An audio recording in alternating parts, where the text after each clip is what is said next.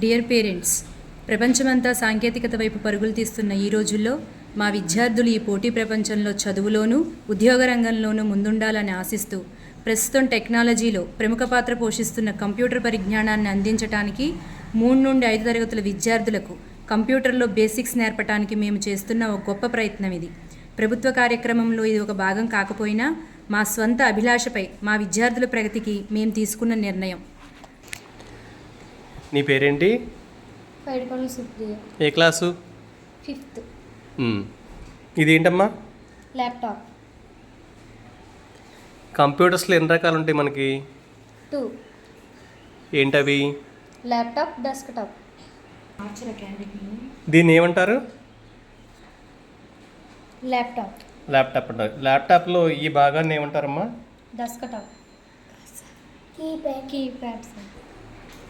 అఖిల్, కంప్యూటర్లో దీన్ని ఏమంటారు? ఈ భాగాన్ని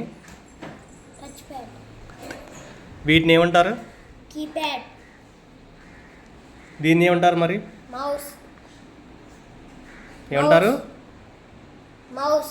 ఓకే విక్రమ్, దీనిలో ఉన్నటువంటి వీటన్నిటిని ఏమంటారు? ఐకాన్స్. Very good. ఇప్పుడు ఐకాన్స్ని ఓపెన్ చేస్తావా? ఫైల్ని ఓపెన్ చేయి. ఒక ఫైల్ ఓపెన్ చేయి.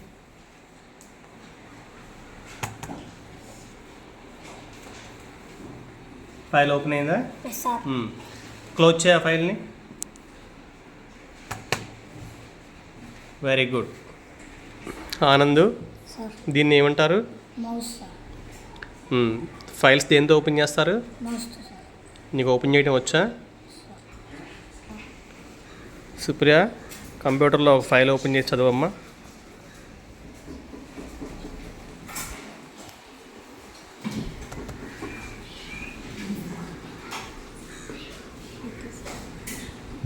ఈ విధంగా ఐకాన్స్ని పిల్లలు ఓపెన్ చేయటం, చదువుకుంటాం, తర్వాత దాన్ని ఎలా క్లోజ్ చేయడం జరుగుతుంది.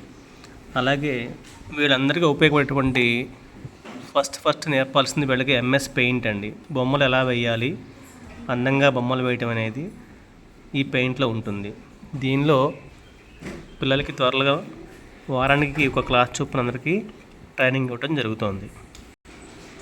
సో ఈ MS పెయింట్ పిల్లలకి చాలా బాగుంటుంది. చాలా ఉత్సాహంగా మనవాళ్ళు పాల్గొంటారు. దీని ద్వారా పిల్లలకి రకరకాల బొమ్మలు ఎలా గీసుకోవాలి, ఆ బొమ్మలకి రంగులు వేయటం కానీ ఇలాంటివన్నీ కూడా దీనిలో నేర్పడం జరుగుతుందండి.